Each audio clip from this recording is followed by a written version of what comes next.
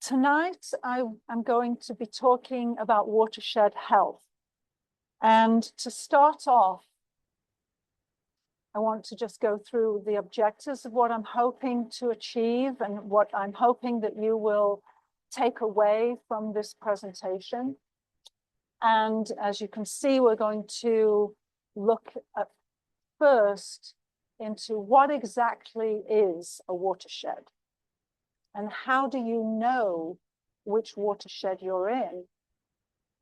And how can you read a map to find out where a watershed begins or ends?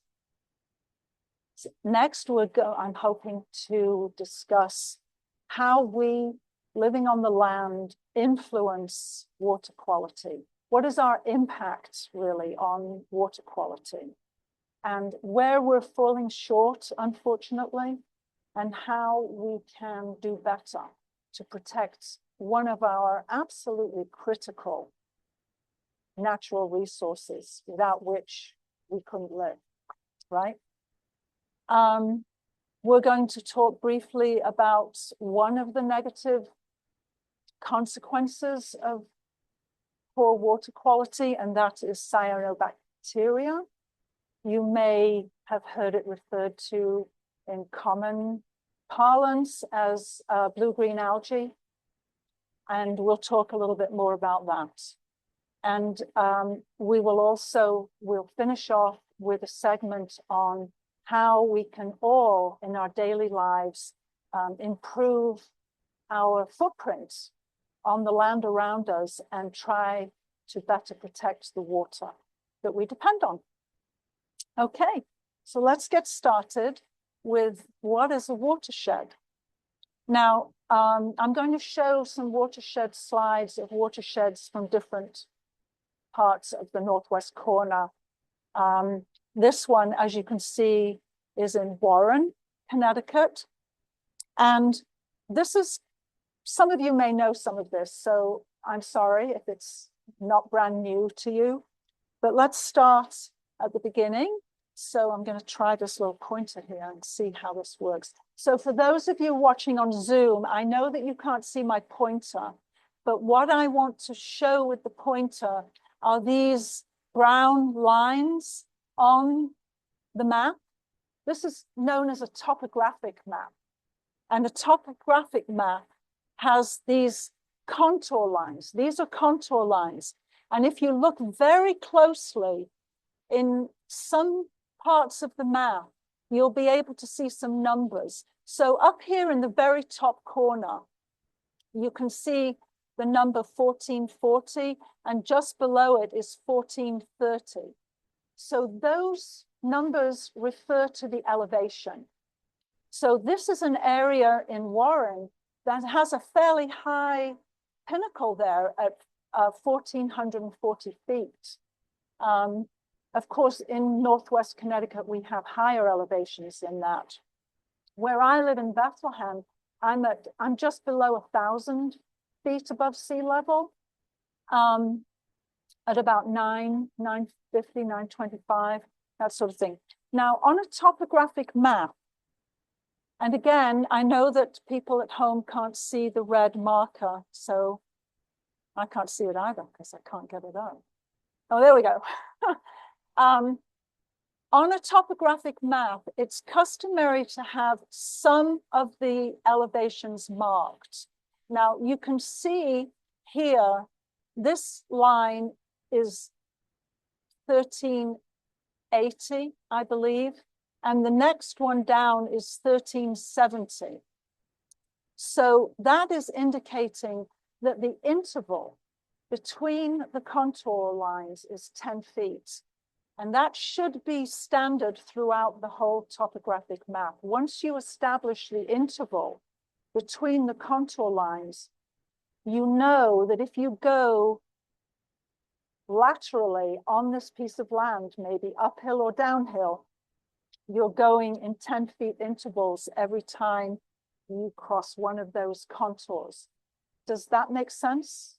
Everybody's with me on this? Okay. Now, why is it important to know what the contours are, contour interval? kind of, sort of. I mean, yeah, maybe not, but yes, obviously, the water is flowing down. So right away on this map, we know that it's flowing, water landing here at the top at 1440 feet above sea level is going to be coming downhill. What does it mean when you have the contour lines scrunched together like this? You see a dark brown area, and on the other side too, it's very hard to distinguish the individual contours, right? But we know they're there. You can make them out. But like if I was looking at a map and trying to interpret the property that the map was representing, or an area of a geographic area like this one, I would want to bring out my magnifying glass, because sometimes those numbers representing the elevation are so tiny, it's hard to read them, especially, you know, as your eyes get weaker. But certainly on here, we can see those numbers reasonably well, or if we went up to it, we would be able to. But so who wants to take a guess at why we see the lines scrunched together? What does that indicate? What did you say? A cliff, yes. And you said steeper. Yes, it's steeper. It might be an actual sheer cliff, in which case you wouldn't see any distance between the contours. It would just be a thick line. But when they're scrunched together like that and there's still some space, you know you have a steep slope. So let's see. I'm going to have to go up to this so I can read it. Here we have contour 1210, and here we have 1220. And so the 1210 is, if we're looking at this being the bottom and that the top of the map, the 1210 is above the 1220. But what does that actually mean in real terms on the ground? When you're going from 1220 to 1210, what are you doing? Which way are you going on the land? You're going downhill, correct. And vice versa, if you were coming from the blue line up, like towards the bottom of the map, across the contours, you're actually climbing up. Even though mentally we think, oh, that's down the page, it must be downhill, but that's something that's totally not right. We have to go by the elevation. I'm sorry if I'm making this too simplistic for you, but you'd be surprised the number of people I run into who really don't know how to read these maps. So I don't mean to be talking down at you. I just want to make sure we're all on the same page. Okay? Okay. All right. Thank you. Okay. Good. Okay. Yay! All right. So the next thing to know, and it becomes more obvious as you know that the contour lines indicate the direction of slope. We have these blue lines on here. What do they represent? Water. Right. So when water falls on the higher ground, whoops, go back. Whether it's up near the pinnacle of 1440 or if it's, you know, on the sides down here, it's going to go downhill. And downhill on this particular map, the lowest points are where those blue lines are shown. So if you could actually see the numbers for the contours, you would be able to see that the blue line goes through the lowest point on this particular area of land. Now, another thing to look at is, can you see how the contours make a V? You see that? And here, and it's going up here, and the V is going all the way up to here. And then there's V's coming down here. this is showing you, like, if you imagine you're walking through a ravine and the ravine is sloping up. I happen to live right next to a ravine. It's very cool. But the slopes, the side slopes are steep, but the bottom of the ravine is also sloping up. So rain that falls on any of the area around those V-shapes it's captured down in the bottom. The blue line is actually showing you where a stream would be, or where the lowest point is and where the water would run. Okay, does anybody have any questions about this so far? Good, let's move on. Oh, so it did that in the key of the map, it told you what the contour interval is, but not all maps actually have that. So it's useful to be able to figure it out for yourself. So this is an example of a watershed, a local watershed. It's Ball Pond in New Fairfield. Some of you may be familiar with it. And the pond itself, I'm going to show with my hand because I know people at home can't see the red dot. This is Ball Pond here. Okay. Oops. And so that is the local watershed. From Ball Pond, you can see those blue lines representing the flow of water, a brook or a stream that's coming out of the pond. And it's flowing, in this case, in an easterly direction. We know that because we see the north arrow at the top.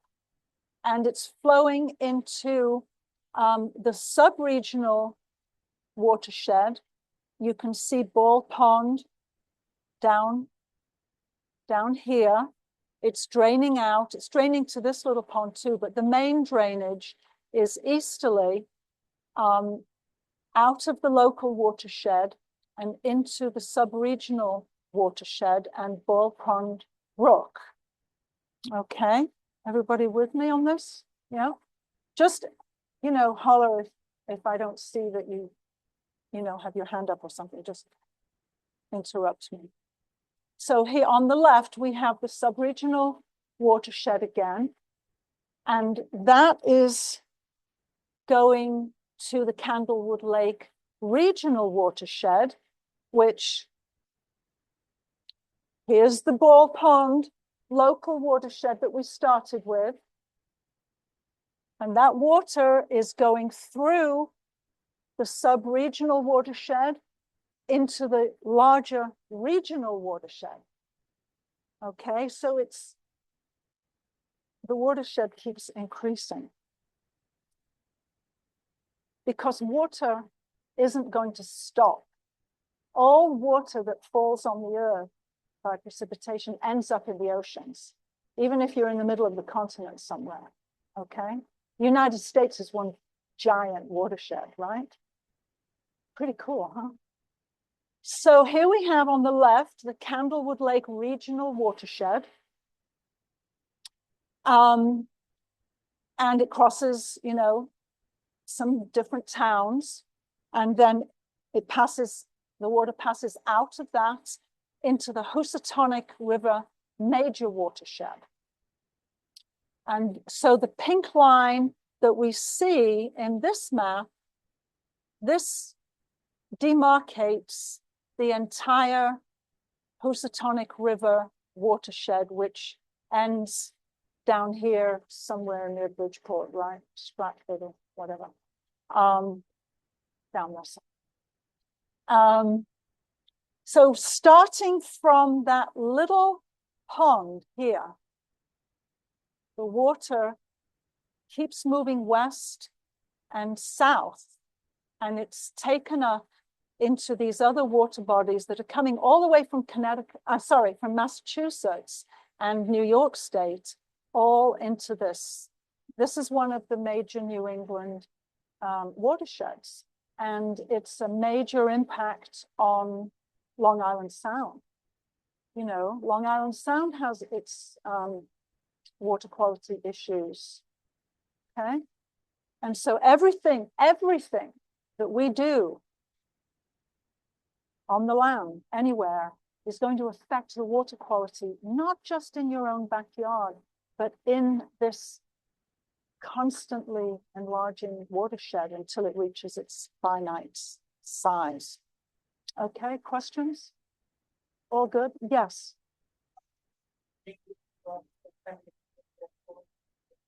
Mm-hmm. Yes. Yes. So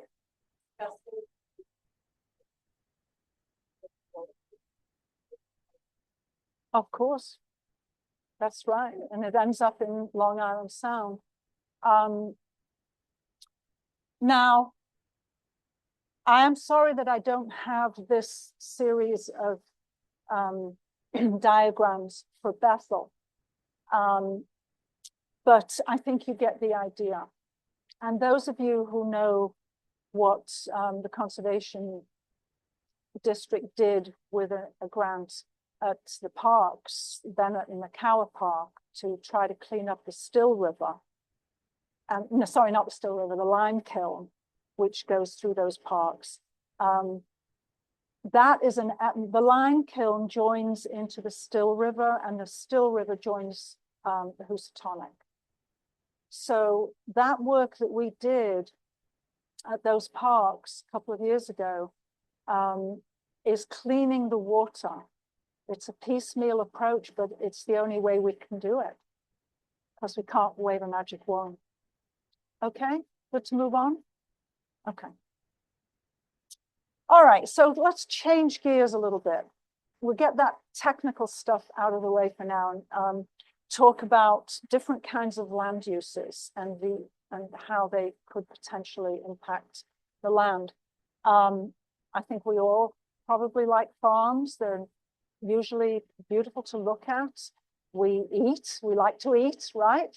So we need them. But agriculture can have a large impact, negative impact on water quality.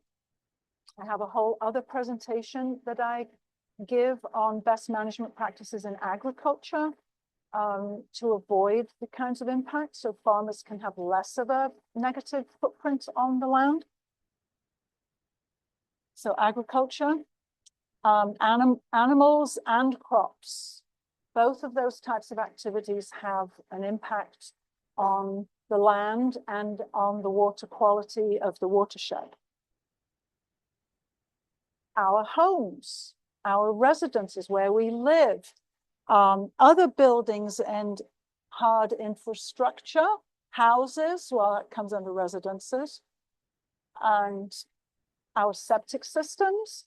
You may want to pick up, if you didn't already, I brought a leaflet about responsible care of your septic system to keep the water underneath our ground clean. Okay, it's not difficult to do. A lot of people don't think about their septic systems, but it's really important to maintain your septic system in good working condition. Okay, it's just part of being a responsible home and property owner, in my opinion. Driveways can be paved and therefore completely impermeable, so all the water runs off them, or they can be gravel or block that isn't cemented in, you know, like pavers or Belgian block, and you know, there's a number of different things. But there are ways to have permeable driveways so that water infiltrates. And we'll talk about why that's important later on. Businesses also have hard infrastructure, shops, petrol stations, gas stations, sorry, libraries, town halls, schools, everything that's a hardscape is not good for our water quality unless we do some mitigation, which can be done. So industry, obviously factories, distributing centers, recreational areas, paved tennis courts, parking lots, you know, pretty much everything we do can potentially have a negative impact on our water, roads and transportation. So this is just all built the built landscape. Okay, we've already mentioned those. Forests and state parks, do they have, what kind of impact would they have on the water quality? Probably a good one, yeah, I would say so, definitely. It's the only one on this list, I'm afraid, that does have, right off the bat, a good impact. Of course, there can be parking lots and paved areas. There can be different amenities, you know, restroom buildings, classrooms, whatever. It depends on the type of park it is. But the natural part of a park is certainly a lot friendlier to water quality than the built environment. No doubt about it. Okay, so what are these kinds of impacts that I've been talking about that come from these activities that we just listed? So we're talking about runoff. So runoff, also known as stormwater runoff, comes every time it rains. And when it rains, it's not always raining pennies from heaven. It's bringing down pollution if it's in the air. The rain can also create erosion gullies, scouring away the soil and earth and carrying it along in the flow, which is what we're seeing here. This water going into the culvert is carrying a lot of sediment. Now the sediment is coming from somewhere. The rain gathers momentum as it moves downhill, down those contours, down the slope. It's picking up speed and it's picking up material to carry with it. And then we end up with these kinds of situations where you have water standing on unsecured land. There is some vegetation up there, but not a lot. There's a lot of muddy water coming out of these pipes at the bottom left corner of the screen. It's the rain is obviously coming and washing down eventually across bare earth. Building sites are notorious for this kind of thing. Playgrounds that are not maintained properly. Anywhere where you have bare ground is susceptible to having the soil be washed away and carried down. And of course, you see a lake on the other side of the road, and the culvert is outletting into that lake and carrying all of this material with it. Okay. So that's something that we want to try to avoid. And this is what it would look like in a lake or a pond once it gets out there. You know, eventually it will disperse a few days into, you know, a day or two after the rain and the runoff event. The sediment will spread out, but over time it's going to accumulate, and we'll see what some of the effects of that can be.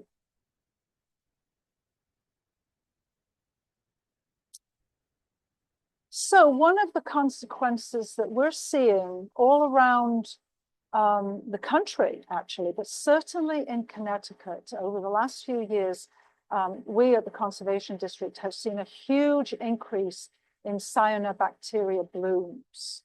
So cyanobacteria is a single-celled organism, similar to bacteria, very, very tiny organisms. You can't see them at all with your naked eye, but you can see it when it's, you know, there's billions of them together. And they float in the water. They are photosynthetic like plants, so they make their own food from the sun.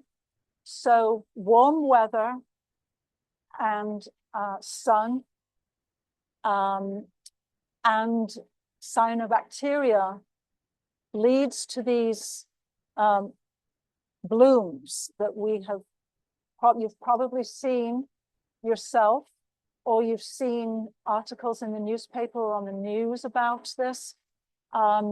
They can affect fresh water and I believe salt water. Don't quote me on that. I'm not 100% sure, but I know that there are algae blooms around the coast. Thank you. It's red tide. Yeah. So it's a similar kind of organism. It's probably not cyanobacteria, but it's the same kind of thing. And why do we have this problem? It goes back to the waste or the stuff that's coming off our landscape, carrying nutrients, right? So soil that's washed down, soil particles carry nutrients just naturally, regardless of whether we're fertilizing. Even if we weren't fertilizing, there's natural nutrients in the soil. And when those particles of soil are separated from soil as a body and they're carried down and washed into a water body, they can those particles release those nutrients, and the nutrients then feed into the cycle of life of the cyanobacteria and cause this flush of growth that we see in the summer. And it's very dangerous. Now this, on the left-hand side, we can see two types of things here. In the left corner, there's it's more of a duckweed kind of algae, and it's not really so harmful. It may look unsightly, but it's not harmful like the cyanobacteria is. Also, we get slimy strands of green algae. That's also not desirable, but it's not as toxic or as harmful as the cyanobacteria. You wouldn't want to swim in it. And you wouldn't want to let your kids or your dogs swim in it or drink from it. Now, cyanobacteria is actually toxic. It's toxic to humans. Sometimes if you just walk by an area with cyanobacteria, depending on the airflow that day, they can get airborne.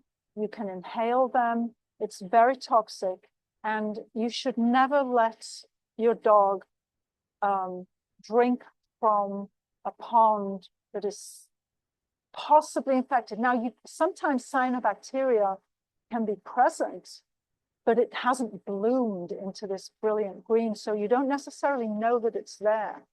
So if you have pets and children, be very careful where you let them, swim. Running water is better. Rivers, for example, not as likely to be as toxically overloaded. So this is an aerial shot, obviously, showing the same sort of thing in the, whoops, I'm sorry, I pressed the wrong thing. Here we go. Down the center, we can see a large river flowing out into a large body of water there.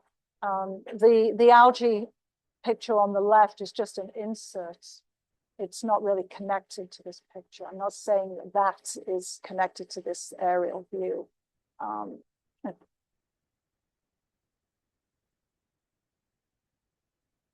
So just to recap, stormwater runoff increases the runoff of nutrients from fertilizers.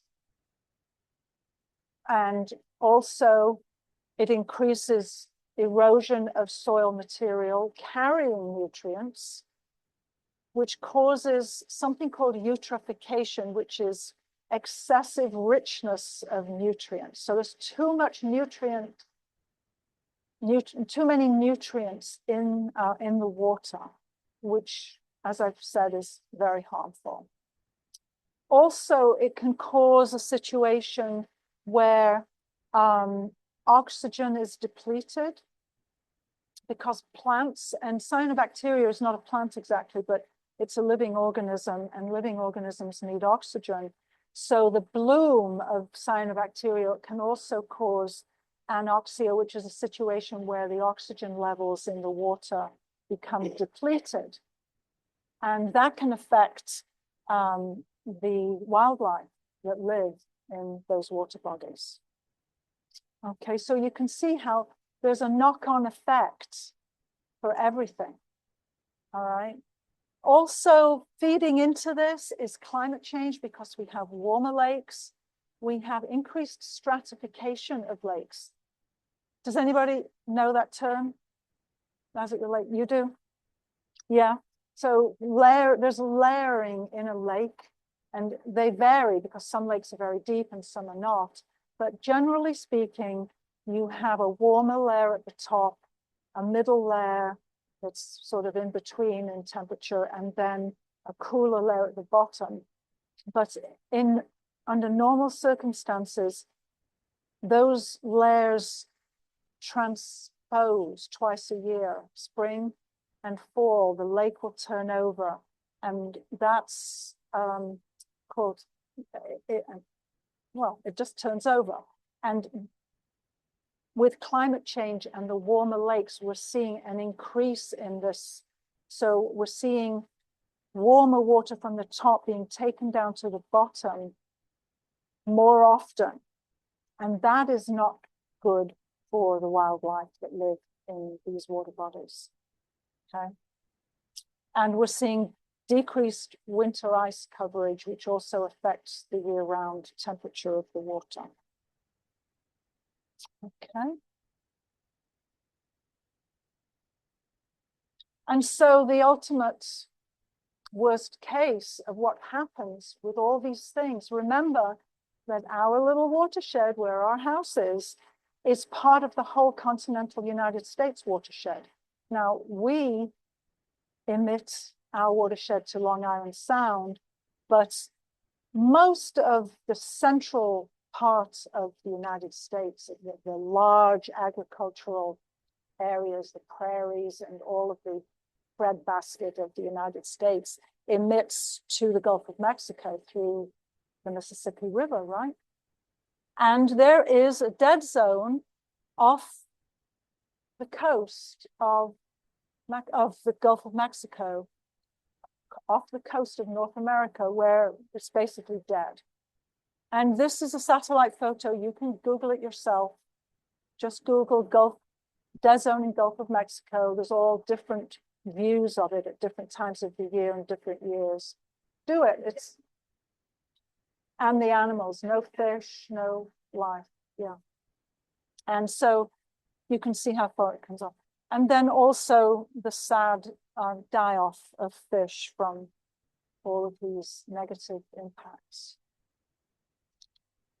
Okay, so what can we do? Okay, time for me to have a little sip of water. Yeah, clean water from my well. I am very, very, very fortunate to live at the very top of my watershed. And there's only forest behind me and around me. And there's nothing, given the slopes and the underground bedrock and everything, there's nothing that can get into my water. But I live in fear that somebody will build uphill of me and do something terrible. But, you know, what can you do? Excuse me. Okay. So I think some of you who have been at my previous talk may have heard some of these things. And I'm sorry, but, you know, these are the answers. I can't manufacture new ones. But we can have control over our own environment on our own property if we're fortunate enough to have our own property, or, you know, where we're living. Maybe we can have some impact on if you live in a multi-family area like condominiums or apartment complexes. Maybe you can be involved with your neighborhood committee, management committee, and try to have the landscape company that manages the property take into consideration best management practices. So lawn is one of the big things that we can impact. You know, there's lawn everywhere. We all like lawns. They're great to look out on. They are fun to play on. They're great for entertaining, et cetera, et cetera. But there's too many lawns in this country. Let me read you some numbers here. So there are 60 million acres of lawn in the United States. There are 2.5 million tons of fertilizer used on those acres, 80 million pounds of pesticides, which is 10 times more than all the farmers in the United States use. So those are for lawns, both private and public lawns. 8 billion gallons a day of water is used year-round and annually to water those lawns. And a joke, commonly known joke in the pesticide company industry and lawn care company industry, is that lawn is a rug on a drug. So remember that when your lawn care or gardening company, landscape company comes to renew their contract with you for this season, talk to them about changing their practices, and we'll get into that. Picked up the wrong device. My phone is not going to advance the slide. Okay. So lawns are nice to have, but they're hard on the environment. It's okay to have a little lawn and an area to sit and play croquet or throw the frisbee with your kids or grandkids, but we don't need acres and acres of lawn around our homes. And plus, you have to mow it, and people feel they have to water it. They don't have to, but people feel they do. The time and energy and equipment needed to take care of your lawn, your life would be a lot better if you had less of it. Okay? I do get preachy sometimes, I apologize. Manage whatever space you have for a yard or garden around your home for diversity. Manage it for diversity of a variety of plants, small, low-growing plants, and larger trees and shrubs wherever possible. People ask me all the time, how can I get rid of the moss that's growing in my garden? And I say, lucky you. You know, it grows without you having to do anything. It grows where the soil is damp, where there's shade, or where the soil is acid. But it's beautiful to look at. And I say, keep it and consider yourself lucky. There's absolutely no need to fertilize lawns. What you're doing when you fertilize them is you're making them grow faster, which means you have to mow more often.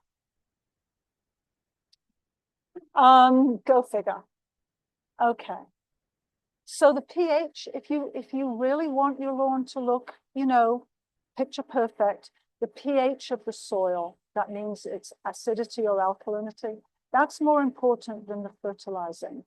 But in either case, don't fertilize your lawn or add lime unless you've had a soil test. And the simple UCONN soil test, which I think is about $15 now, is still really cheap. It's a good test, it's reliable, and they'll tell you exactly what you need. All you have to do is just Google UCONN soil nutrient testing or UCONN soil test, and it'll come up. And you can mail it in, you don't have to take it. If you are going to have some lawn, mow it no less than 2 inches high. The shorter it is, the more water you need to keep it healthy.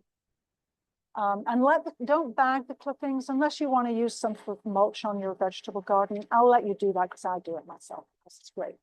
But in general, let the clippings lie on the grass because that will return those nutrients from the leaves to the root zone of your grass, and you don't need to add fertilizer. Save money. Yeah, exactly. Yeah.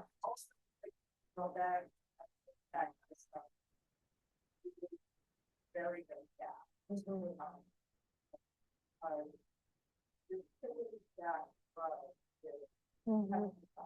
That's right.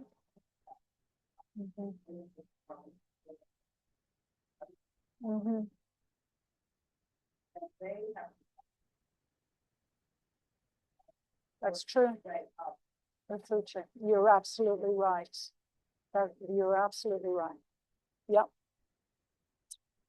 So landscape choices. So here, I'm obviously showing the expansive lawn. There are, some trees, so it's not a hopeless case, but there is a lot of lawn.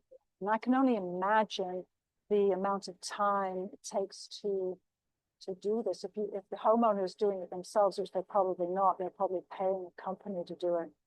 So we see this a lot all over. And then there's the use of chemicals, which you have just mentioned. So there's a lot of chemicals that can be used around a home, right? We clean our windows sometimes. We wash our cars sometimes. We do a lot of things. We wash the lawn furniture when we're having guests over. There's all sorts of things that we use chemicals for. We don't think about it. We go to the store, we buy something that is, the promo on it is that it's really good for cleaning this, that, or the other. It doesn't tell you what's in it. So when you are doing things around your home, first of all, whenever possible, take your cars to a modern car wash. The standard now for commercial car washes are quite high. They have water capture and other standards that they have to comply with, so that the water that is being used for washing the car with the detergent in it, and then all the dirt and God knows what has been sticking to your car from pollution and whatnot, isn't going just into the ground and out into the watershed. Okay. And again, fertilizers, don't over fertilize, never fertilize without a soil test, and only use the amount that the soil test tells you need, because if you use more, it'll get washed off. And I would say try to avoid herbicides, fungicides, and insecticides. You know, soapy water is pretty good. I do recommend something like Safest soap for a tea tree compounds for pests.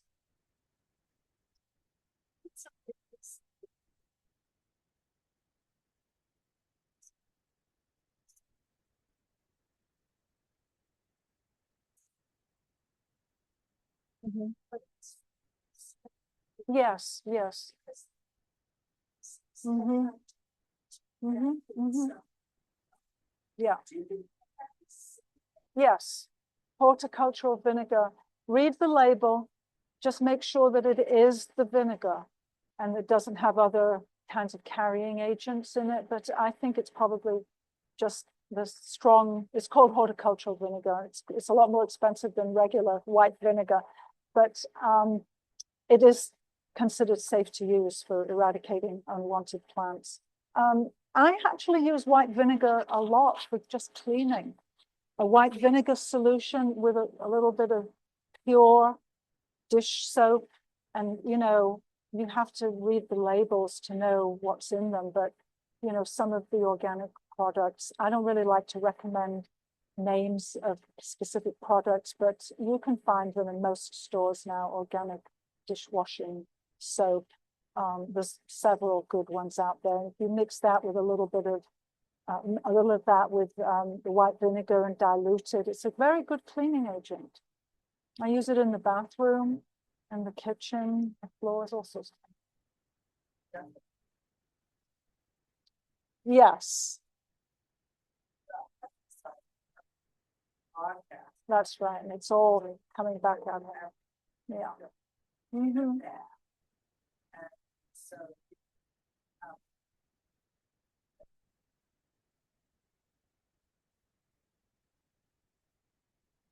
better on purpose that. Definitely. Mm-hmm.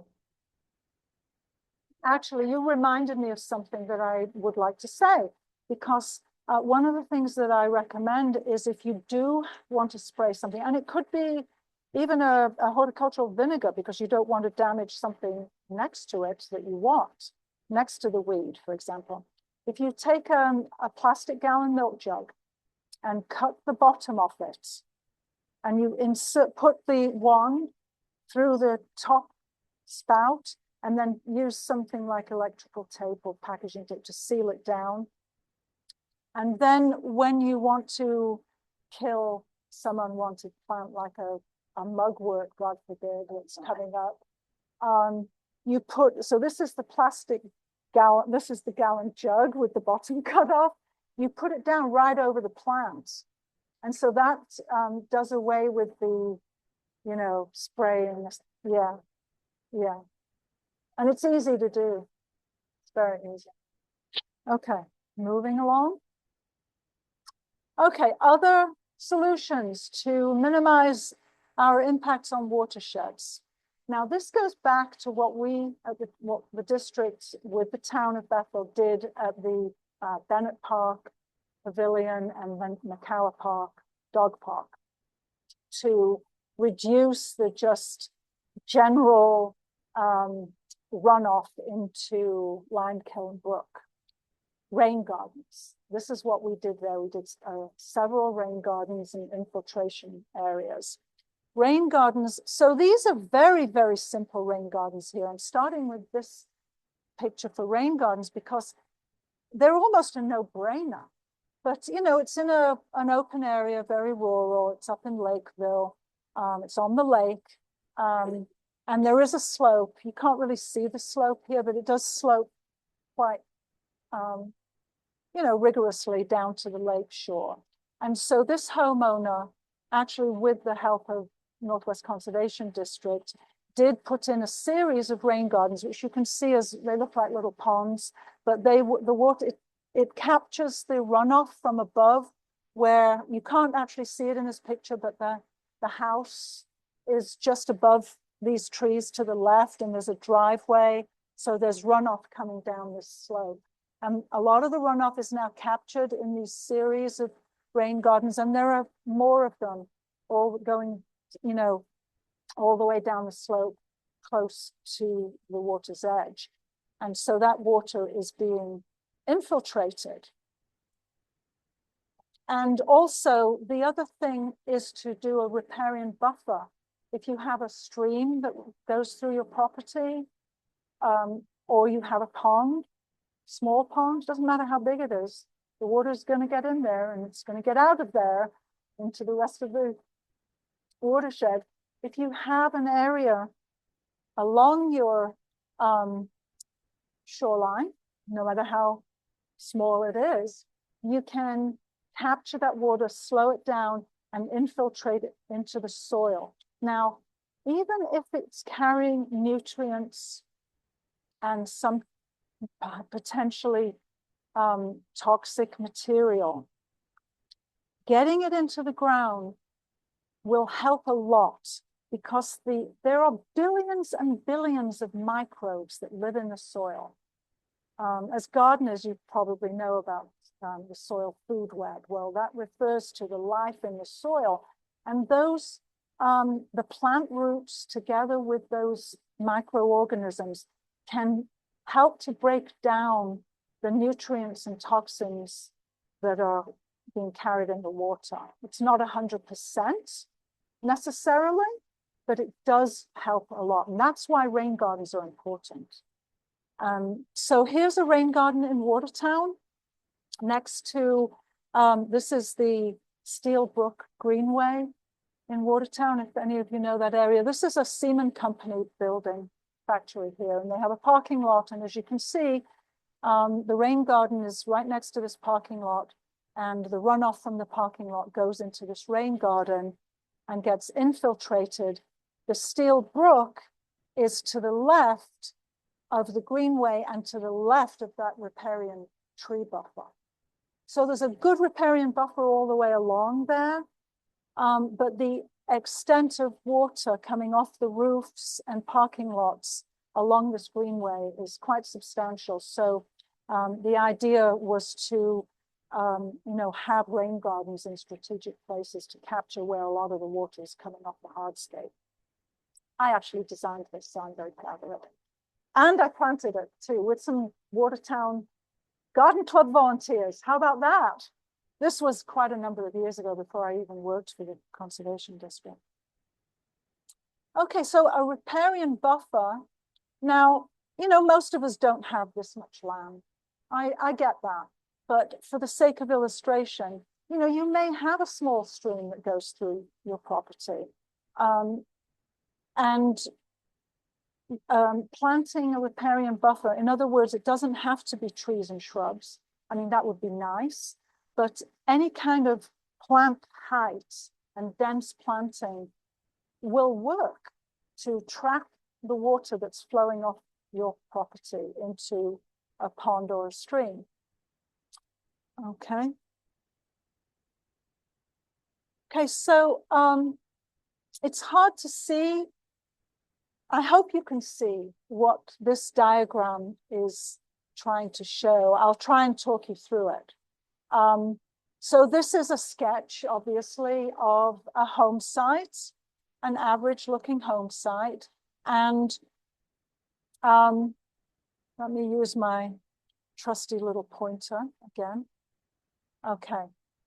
So again, for anybody at home who can't see the red dot, I am pointing at the roof of this house and I'm showing the direction of water, rainfall coming down, and the water from the roof is being collected in a downspout, which is going into a rain barrel at the bottom.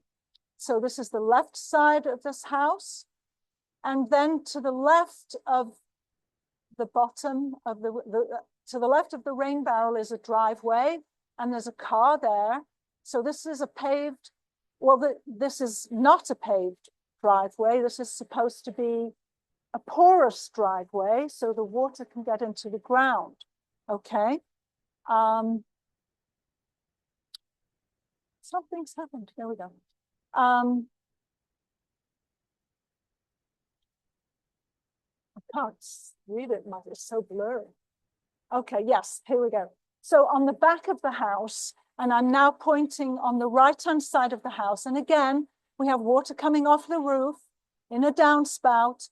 And there's a tiered garden here, which is created like a stepped trough. So the water coming out of the downspout is going into the top level of the trough and overflows into the lower level. And then we see a sort of a depression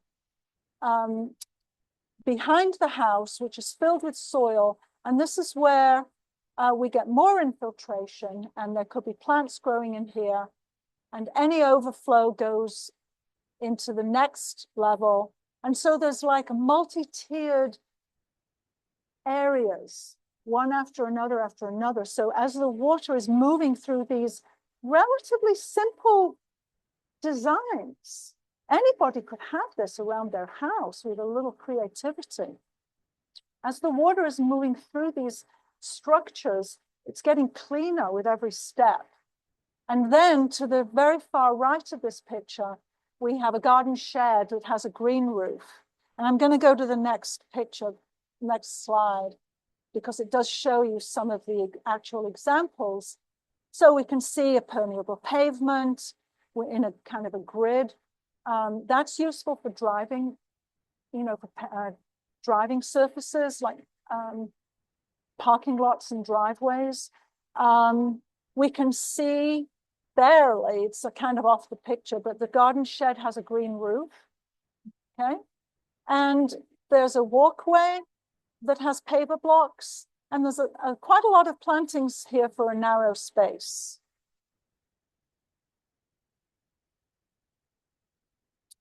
And here's an example of a green roof that's a little bit more elaborate.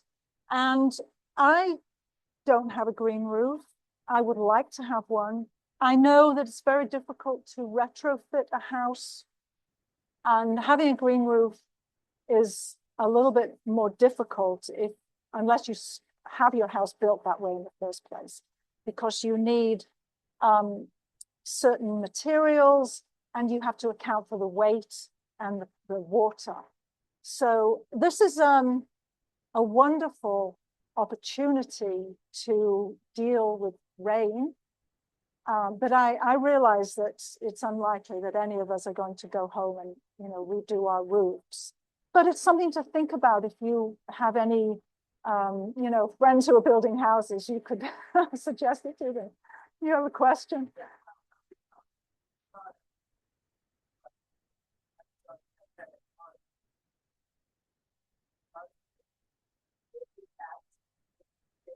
Yes, all of the roof, it is.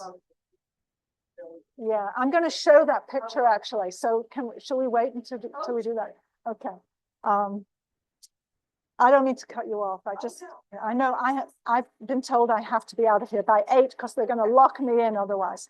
So I just want to make sure. Yes, exactly. That should be quite nice. So we're getting to the end of the presentation. The takeaways, understanding watersheds. Go and look at topographic maps online. So UCONN Clear, CLEAR, is a great website. You can play around, look at maps, get a better feel for where you live. There may even be books of maps in the library. Some libraries do have maps. Town halls have topographic maps of their town that you can look at.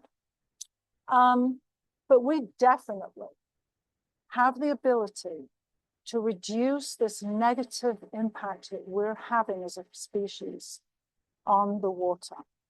And it just takes every one of us to do something small. Have a rain barrel, have a small rain garden at the base of a downspout. There's so many different things that you can do. And we want to try to reduce the negative effects on our economy, because the cleanup from these situations is huge. And I hate to say it, it doesn't look like we're going to be getting the money anytime soon to do this kind of thing, right? Because there isn't the interest. There's health effects, and of course it all adds up to environmental effects. This is our website. You can take a photograph with your phone if you want that. That's the URL to get to our education highlights that has a lot of information about this that we've talked about tonight. Our publications have the website. It's just nwcd.org. If you go there and just navigate around, you'll get to the highlights and lots of different information. Okay. And please spread the word. Let other people know we're here to help. We are here to come out to your property. I can do that as long as I'm not overwhelmed with 34 towns calling all at the same week. But I can come out and help you brainstorm where would be a good place to put a rain garden. Okay? It's part of the service that we offer. Please, if you are using a landscape service, a landscape company, please choose a certified organic land care professional that has taken a very intensive training by CT NOFA, that's the Northeast Organic Farming Association, or the Ecological Landscape Association has a certification program. Well, they don't have a certification program, but anybody that belongs to that organization would use these practices. Please plant more trees and shrubs in your parks, at home, wherever you can. Reduce lawns, choose native plants over exotic plants, right? Because they support our pollinators, and not just pollinators. They support our birds and a whole raft of insects that we need, you know? We need the whole web of life. Rain gardens and bioswales near impervious surfaces, and riparian buffers if you have a water body really of any size on your property. Lawns, I've said a lot about those, riparian buffers. But lastly, remember that what goes on the ground ends up in the sound. I didn't coin that phrase, but there's no better way to say it, you know? And that's because, so this is just to promote these two organizations if you're looking for a lawn or landscape company. And if you have your phone and you want to check out these references online, just take a photograph of my screen here. Pardon? I'm not sure if all of these are.